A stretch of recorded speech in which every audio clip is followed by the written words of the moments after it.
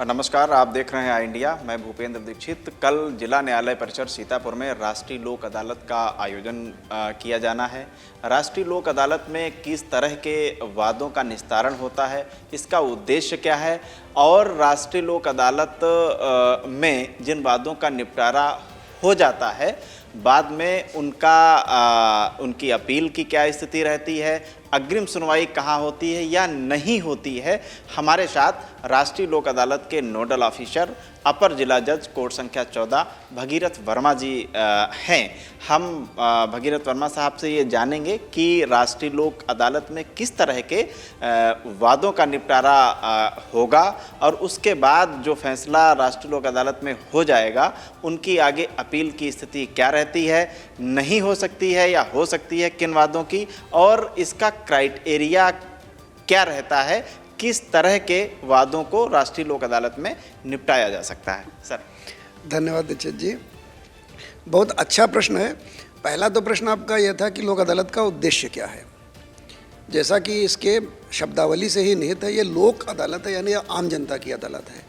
जो परंपरागत न्यायालय की जो न्यायिक प्रक्रिया है, इसमें जनता सिर्फ दर्शक दीर्घ में होती है, लेकिन लोक अदालत में जनता ग्राउंड में है। जनता अपने मुकदमे अपने हिसाब से अपने साथ निस्तारित करवा सकती है। वास्तव में अगर हम थोड़ा सा ऐतिहासिक पृष्ठभूमि में जाएं तो लोक अदालत की अवधारणा का उद्भव महात्मा गांधी के अहिंसा के सिद्धांत से होता है, क्योंकि गांधी जी ने कहा था कि अहिंसा के सिद्धांत के अंतर्गत यदि कोई विवाद का निपटारा होता है तो उस निपटारे में कोई भी व्यक्ति अपने आप को पराजित महसूस नहीं करता है। यदि युद्ध से या लड़ करके किसी मामले का समाधान होगा तो एक पक्ष जीता हुआ होगा और एक पक्ष हारा हुआ होगा। जैसा कि प्रथम विश्व युद्ध में हुआ था, प्रथम विश्व युद्ध के परिणाम में ही द्वितीय विश्व युद्ध के बीज निहित थे। यदि समझौते से वह विवाद का समाधान हुआ होता। इसी तरह से राम रावण युद्ध, महाभारत युद्ध, इतने भयानक, इतने महान युद्ध हुए जिनमें देश के श्रेष्ठ वैज्ञानिक, श्रेष्ठ दार्शनिक, श्रेष्ठ चिंतक, श्रेष्ठ संत नहीं रहे। यदि उन समस्याओं का समाधान, विवाद का समाधान समझौते से हो जाता तो शायद इतने बड़े विनाश को हमको न देखना पड़ता। लोक अदालत का उद्देश्य है लोगों के मध्य में किसी भी प्रकार की कोई दुर्भावना ना रहे, किसी भी प्रकार का उनके दिल में कोई मलाल ना रहे। यदि दो बच्चों के बीच में चाहे फौजदारी विवाद हो, चाहे दीवानी विवाद हो, यदि सुलह समझौता के माध्यम से उस विवाद का समाधान होता है तो उन किसी भी पक्ष के दिल में पराजय का बोध नहीं होगा, पराजय की भावना नहीं होगी, और ये प्रकारांतर में सामाजिक सद्भाव को बहुत बढ़ावा देगी। इस तरह के मामले बहुत महत्वपूर्ण होते हैं वैवाहिक मामलों में, क्योंकि यदि पति पत्नी का विवाद है तो उसे न्यायालय हल नहीं कर सकता। यदि पति ने एक दरखास्त दी है कि उसकी पत्नी को विदा कर दिया जाए, या पत्नी ने दरखास्त दिया है कि उसे उसके पति के साथ रहने के लिए आदेशित किया जाए, ये हो ही नहीं सकता। अदालत पति पत्नी को एक साथ रहने के लिए न तो आदेशित कर सकती है, और यदि आदेश कर भी दिया गया तो क्या अदालत के आदेश से पति पत्नी प्रेम पूर्वक रह सकते हैं? नहीं रह सकते हैं। या तभी हो सकता है जब उनके अंदर सुलह समझौता की भावना उत्पन्न हो, या तभी हो सकता है जब उनके अंदर सद्भाव पैदा हो।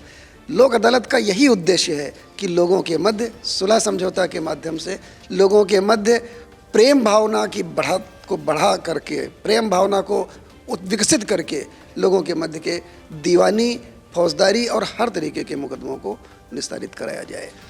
एक सब लोक अदालत में जिन मामलों को निपटारा किया जाता है, बाई चांस अगर बाद में यहाँ से जाने के बाद फिर कोई ऐसी स्थिति है दो में से कोई एक पक्ष उससे सहमत ना हो, तो क्या उनकी अपील हो सकती है या पुनः नया वाद दायर करना होगा? लोक अदालत का जो लीगल सर्विस अथॉरिटी एक्ट है उसी में यह प्रावधान कर दिया गया कि लोक अदालत के माध्यम से जो भी समाधान होगा वो अंतिम समाधान होगा, उसकी कोई अपील नहीं होगी, उसकी कोई दोबारा सुनवाई नहीं होगी। इसीलिए लोक अदालत के माध्यम से जो भी मामले निपटाए जाते हैं वो दोनों पक्षकारों की सहमति से ही निपटाए जाते हैं। जब दोनों पक्षकार सहमत होंगे तो यह मान लिया जाएगा कि इनके मध्य समझौता हो गया, और जब समझौता हो गया तो अपील की कोई गुंजाइश नहीं है। एक शर्त होती है, वो ये है कि यदि वह समझौता किसी फ्रॉड के आधार पर, किसी धोखाधड़ी के आधार पर प्राप्त किया गया है, जैसे कि एक व्यक्ति कोई फर्जी आदमी को ले आए और ये कह दे कि सब हमारा समझौता हो गया है, तो यदि इस तरीके का कोई छल हुआ है तो छल के आधार पर जो लोक अदालत के माध्यम से डिग्री प्राप्त की गई है उस डिग्री को निरस्त कराने का मुकदमा किया जा सकता है। लोक अदालत के माध्यम से प्राप्त डिग्री दीवानी न्यायालय की किसी भी डिग्री की भांति निष्पादनीय होती है। एक लोक अदालत की और बड़ी विशेषता है कि चाहे जितना बड़ा मामला हो, करोड़ों रुपयों की न्यायालय शुल्क जमा किया गया हो, अगर लोक अदालत के माध्यम से सुलह समझौता करके उस मामले को तय किया गया है तो न्यायालय शुल्क वापस प्रदान किया जाएगा। पक्षकार उस न्यायालय शुल्क को वापस ले सकते हैं। सर ने आपको बताया कि लोक अदालत में जिन मामलों को निस्तारित किया जाता है उनकी कोई अपील नहीं होती है, वो आपसी सुलह समझौते। एक बड़ी बात कही सर ने कि इसमें कोई हारता नहीं है, कोई जीतता नहीं है, आपसी सहमति से इन मामलों को निपटाया जाता है। और इसके चाहे करोड़ों, एक बात और सर ने कही कि करोड़ों रुपए के न्याय शुल्क वाली जो मुकदमे होते हैं वो भी इसमें निपटाए जाते हैं और इनका न्याय शुल्क जो जमा हो चुका होता है वो वापस किया। सर से एक चीज़ हम और जानेंगे कि किस प्रकार के वादों का निस्तारण लोक अदालत में किया जाता है। सर ये बहुत अच्छा प्रश्न है आपका, क्योंकि आमतौर पर लोगों के मध्य ये भ्रम रहता है कि हम किस तरह के मुकदमों का निस्तारण लोक अदालत में करा सकते हैं। तो लोक अदालत में एक तो यह है कि जो पेंडिंग केसेस हैं उनका भी निपटारा किया जा सकता है। दूसरा, वो जो पेंडिंग केस नहीं है, यानी कोई ऐसा विवाद जिनका मुकदमा नहीं है, उन विवादों को भी लोक अदालत के माध्यम से निस्तारित किया जा सकता है। उनको प्री लिटिगेशन डिस्प्यूट कहते हैं। जैसे मियाँ बीवी के बीच में कोई विवाद है, पति पत्नी के बीच में विवाद है, या पड़ोसी से कोई विवाद है और वो चाहते हैं कि हमें मुकदमा ना करना पड़े, सामाजिक सद्भावना या आपस के उनकी सद्भावना व्यवस्थित रहे, तो इसके लिए वो एक जिला विधिक सेवा प्राधिकरण में साधारण सा प्रार्थना पत्र दे सकते हैं और जिला विधिक सेवा प्राधिकरण दोनों पक्षकारों को बुला लेगा। इसके लिए ट्रेंड मीडिएटर होते हैं, उनके पास मामले को संदर्भित कर दिया जाता है और वो उस मामले को, यानी बिना मुकदमे का रूप लिए ही उस मामले को, उस विवाद को निपटा देंगे और उस पर जो डिग्री बनेगी वो भी सिविल न्यायालय की भांति निष्पादनीय डिग्री होगी। अब प्रश्न ये है कि जो पेंडिंग मुकदमे हैं उसमें किस तरीके के मुकदमे हो सकते हैं।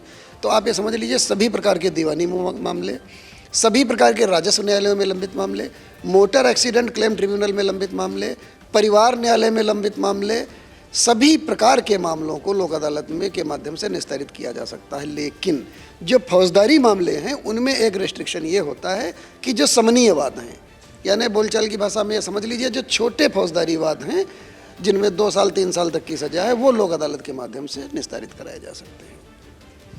सर ने बताया कि जो फौजदारी के मामले हैं उनमें जो 2-3 साल तक की सज़ा के छोटे मामले हैं, मतलब संज्ञेय अपराध नहीं है, उन मामलों को ही निपटाया जा सकता है, बल्कि पारिवारिक न्यायालय से जुड़े सारे मामले, दीवानी न्यायालय से जुड़े सारे मामले, इस तरह के मामलों को लोक अदालत पूरी तरह से निपटाने के लिए सक्षम होती है।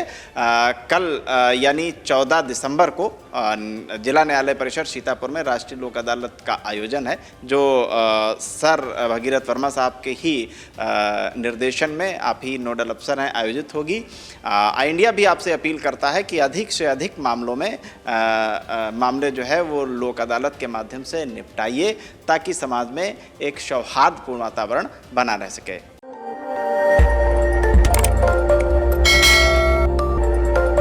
खबर आपकी, नजर हमारी। देखते रहिए आई इंडिया।